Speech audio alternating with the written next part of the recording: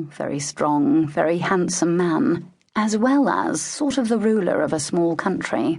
On the farm where Derry had grown up, people who ruled countries were great figures of myth and legend, and men who preferred the company of other men was something you told jokes about.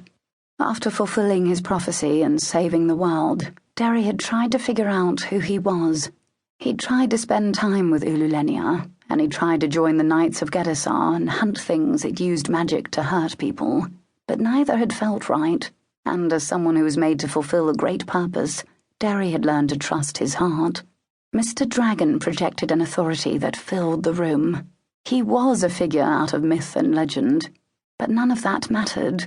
What mattered was that he and Derry liked each other, and the elves didn't care whose company you preferred. It was a long way from the farm, but Mr. Dragon's smile made Derry's stomach flip-flop. People in the Elflands didn't order each other around, and after fulfilling a prophecy, that felt good to Derry. He pulled strongly, the water roaring in his ears, and slapped the wall. Then he stood up, the tiny little stones that made up the mosaic on the bottom of the pool pinching his toes, like they always did, and took in great gasping lungfuls of air. "You've cut almost a minute off since the last time I saw you," came a voice from by the steam room, and Derry looked over to see Eyre, the elf who oversaw Mr. Dragon's affairs outside the Elflands. He was taller even than Mr. Dragon, his skin pale green, and the crystals upon his cheeks pale blue. His eyes were golden, like a cat's, and seemed most often locked in a perpetual state of disdain, also like a cat's. "Mr. Eyre, Derry said politely. He didn't think the elf liked him, but because Derry was Mr. Dragon's boyfriend, the elf had never said so outright.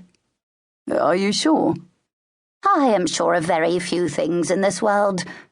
Eyre tossed Derry a towel. "Precise measurements of time, however, are one of them. I heard the splash and crash as you began your swim and counted the laps based on when you slapped each wall. Same number of laps, 48 seconds shorter time." "I've been practicing," Derry said proudly, holding the towel aloft as he climbed from the pool. He dried off his hair and face, then toweled his arms and legs. "How was your trip?" "Productive, I hope." Eyre watched the waves lap the sides of Mr. Dragon's pool. "He'd like to speak with both of us."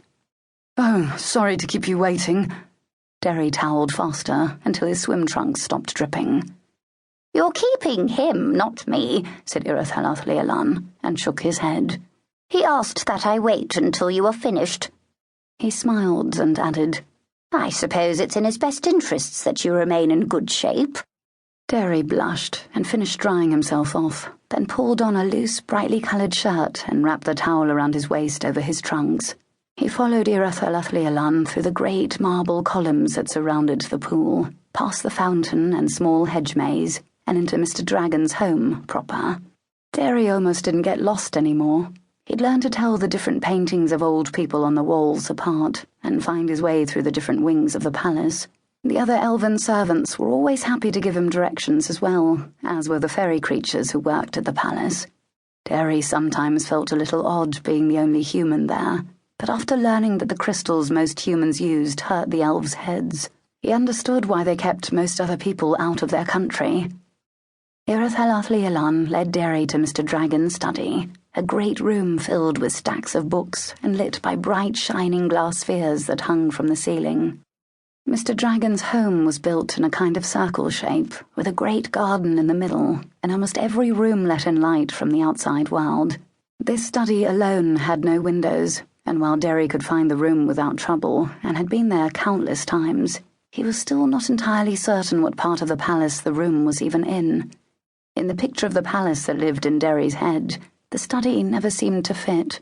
When he had asked Mr. Dragon about it, the great man had laughed and explained that a few tricks of walls and hallways could make a room seem to disappear, and that the study was a room where the things that needed to disappear could stay safe. Mr. Dragon was in his human shape, as he most often was inside, a tall, broad-shouldered man with a massive red beard. He always left his shirt open when at home, which let Derry clearly see the shimmering rainbow glow that shone from Mr. Dragon's heart, along with all of Mr. Dragon's chest and the muscles of his stomach, and all the other parts of his